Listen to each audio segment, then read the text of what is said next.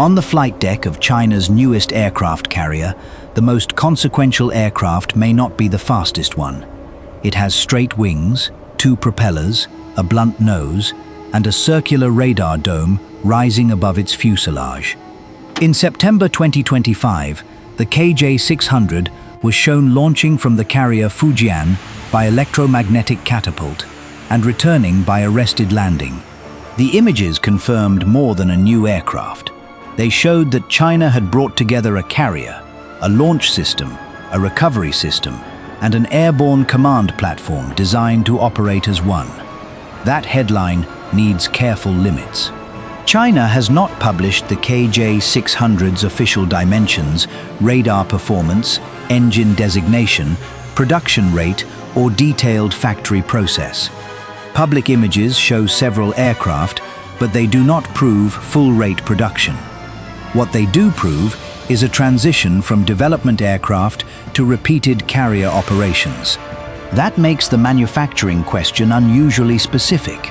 How do engineers package a large airborne warning system into an aircraft compact enough for a carrier, stable enough to work at low speed, and strong enough to endure catapult launches and arrested recoveries?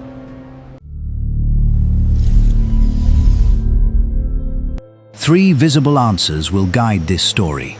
The first is the aircraft's unusual folding wing and 4-fin silhouette.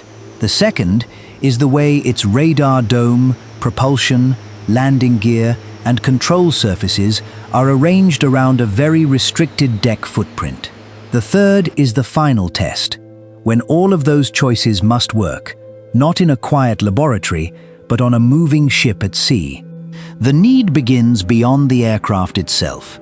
A warship can carry powerful radar, but the curvature of the Earth limits how far a surface sensor can see low-flying objects. Raise a radar thousands of meters into the air, and the horizon expands. The aircraft becomes an elevated observation and coordination platform, extending the carrier group's awareness beyond what deck-mounted sensors can provide alone. China already operated helicopters for airborne warning, but a fixed-wing aircraft can offer a different combination of altitude, endurance, payload, and workspace. The difficulty is getting that larger capability on and off a ship. Earlier Chinese carriers used ski jump ramps. Fujian introduced electromagnetic catapults, making it possible to accelerate heavier fixed-wing aircraft along a flat deck. That created an opening for the KJ-600, but a catapult does not make carrier aviation easy. Every aircraft still competes for deck and hangar space. Its wings must clear equipment and other aircraft. Its tail must remain stable without becoming too tall. Its landing gear must absorb hard arrivals, and its structure must accept loads that a land-based patrol aircraft never experiences in the same way. The resulting shape is compact and distinctive. Satellite image analysis has estimated a length of roughly 18.4 meters and an extended wingspan of about 24.4 meters, but these are not official figures. More important than the exact numbers is the proportion. A deep central fuselage sits beneath a high-mounted wing. 2 engine nacelles hang below it. The large circular rotodome occupies the upper centerline, while 4 vertical fins spread control area across a relatively low tail assembly. From a distance, the arrangement resembles the American E-2 Hawkeye because both aircraft answer similar carrier constraints. That resemblance is not permission to treat their components, performance, or internal systems as identical. The KJ-600 also should not be confused with the earlier JZY-01 test aircraft. That larger Y-7-derived platform helped explore the general problem of a Chinese fixed-wing airborne warning aircraft, but it was not the final carrier machine. The KJ-600 is shorter, more compact, and visibly shaped around deck operations. In manufacturing terms, this distinction matters. A production story cannot simply show a Y-7 fuselage being converted, because no public evidence establishes that process for the KJ-600. The earliest defensible manufacturing stage therefore begins with separate structural modules, fuselage sections, wing assemblies, tail elements, landing gear structures, and the supports that will eventually carry the radar dome. No verified KJ-600 assembly line footage has been released, so the exact alloys, composite materials, joining methods, and tolerances remain unknown. The honest visual approach is to show these modules generically and without factory logos, emphasizing their function rather than inventing a secret production technique. As the primary airframe comes together, the central problem is alignment. The high wing, engine positions, tail surfaces, landing gear, and rotodome supports all depend on a common geometry. A small error introduced in a major join can propagate into control surface rigging, propeller clearance, landing gear tracking, or sensor installation. This is where assembly fixtures, reference points, and dimensional inspection become more important than spectacle. The visible payoff is the first recognizable KJ-600 form, still unfinished, and missing the systems that define its mission. Its wing is not merely an aerodynamic surface. It is also a storage mechanism. Public descriptions identify a folding wing, a basic requirement for reducing the aircraft's footprint in a carrier hangar and on a crowded flight deck. The fold creates extra interfaces for hinges, locks, controls, and inspection. Those interfaces must hold the wing rigid in flight, while allowing repeated folding for shipboard movement. The exact internal mechanism is not public, so it should not be drawn as though it were known. What can be shown is the engineering consequence. A carrier wing has to be both a lifting structure and a reliable piece of moving deck equipment. The tail solves another packaging problem. A single tall vertical fin would consume height and complicate hangar clearance. The KJ-600 instead uses 4 vertical fins distributed across the horizontal tail. China Daily has said this configuration supports stability during carrier takeoff and landing, while fitting limited hangar space. The fins also help preserve the aircraft's unmistakable identity. Any generated image that reduces them to 2, turns them into an E2 tail, or attaches a conventional transport aircraft tail, has lost the approved product. Below the fuselage, carrier suitability becomes more physical. The nose gear includes the interface used by the catapult. At the rear, an arresting hook engages the carrier's recovery system. Between them, the landing gear must support taxiing, launch alignment, and the sharp load of touchdown. Public imagery confirms these external features, but not their materials or internal construction. The manufacturing story can still follow the logic. Install the gear and recovery interfaces, cycle them, inspect alignment, verify clearances, and test that every moving element reaches and locks in its required position. If you enjoy documentaries that separate visible engineering from speculation, subscribe to Modus Assembly before we reach the carrier trials. The next constraint is power. The KJ-600 uses 2 turboprop engines driving 6-blade propellers on the aircraft seen publicly. Reports have proposed several engine designations, but none is firm enough to lock into this documentary. The safer point is functional. A carrier-based warning aircraft needs efficient flight at patrol speeds, dependable low-speed control, and enough electrical and mechanical capacity to support a mission system. The nacelles, propellers, controls, fuel system, cooling, wiring, and cockpit indications must be integrated as one operating network. That network has to coexist with the aircraft's defining payload. The rotodome is not a decorative disc. Its size and position reshape the airframe around it, adding weight high above the fuselage and influencing airflow near the tail.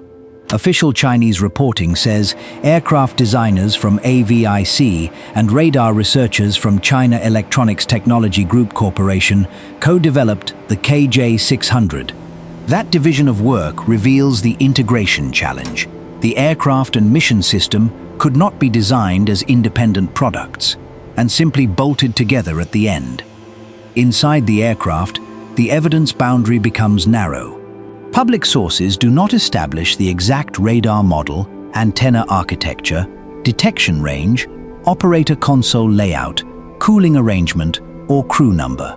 Claims that the KJ-600 can detect a particular stealth aircraft at a particular distance are therefore excluded.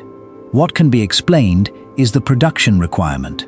Radar hardware, processing equipment, communications, electrical supply, cooling, antennas, and structural supports must be installed, connected, calibrated, and checked for interference. The rotodome must remain correctly aligned while the aircraft vibrates, turns, accelerates, and lands. This is where a technical graphic can do more honest work than a fabricated interior. It can show the physical chain without pretending to reveal classified equipment. Energy and cooling flow into the mission system. Antennas gather information. Processors organize it. Communications distribute the resulting picture. The payoff is not a fantasy command center. It is the understanding that the KJ-600 is an airborne systems integration project contained inside a carrier aircraft. Once the aircraft is structurally complete, finishing and ground tests begin to expose assembly errors. Publicly seen test aircraft have appeared in primer and service gray finishes, but the exact coating chemistry and corrosion process have not been disclosed. A carrier aircraft obviously operates in a saltwater environment, yet the documentary should not invent a proprietary coating. It can instead focus on visible, supportable checks, surface inspection, control movement, landing gear cycling, engine runs, taxi tests, communication checks, and calibration activity. Ground testing answers whether individual systems function while the aircraft is stationary. Flight testing asks whether they continue to function together. The KJ-600 entered visible flight testing around 2020, and additional aircraft appeared at the Fujian Yanliang test location afterward. Each flight expands the envelope and reveals interactions that ground rigs cannot fully reproduce. Aerodynamic effects from the rotodome, low-speed handling, vibration, control response, engine behavior, and the performance of landing gear during real takeoffs and landings. The exact test schedule remains private, but the progression from prototype flights to carrier trials is visible. Carrier qualification is the decisive chapter because it tests more than the airplane. The pilot must position the aircraft on the catapult. Deck crews must connect and inspect the launch interface. The ship must deliver the correct acceleration. After flight, the aircraft must approach at carrier speed, touch down, and transfer its momentum through the hook and arresting system. Wings, gear, fuselage, tail, and installed electronics experience the event together. A failure in any one part can invalidate the entire capability.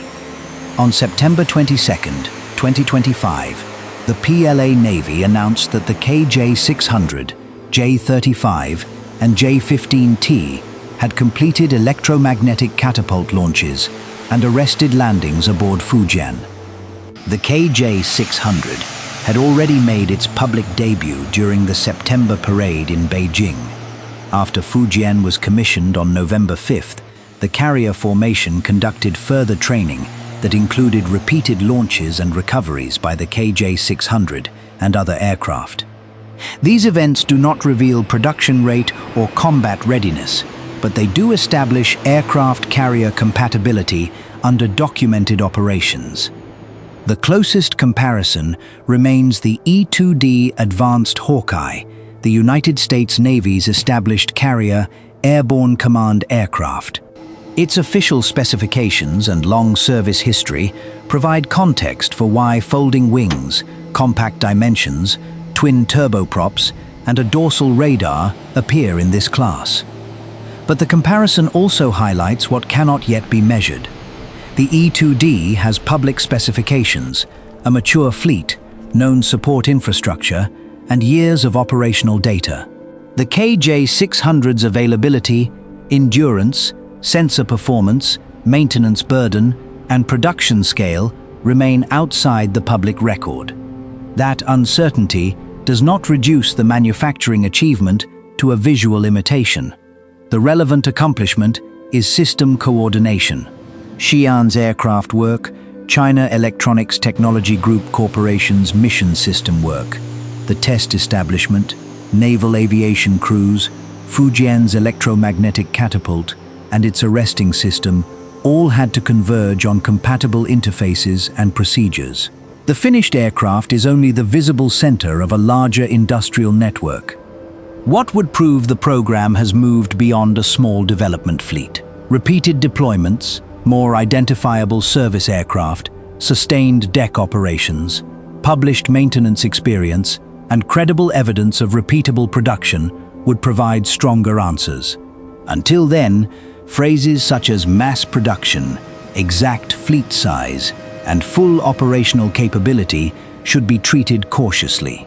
The honest story ends with a verified milestone, not an invented production number.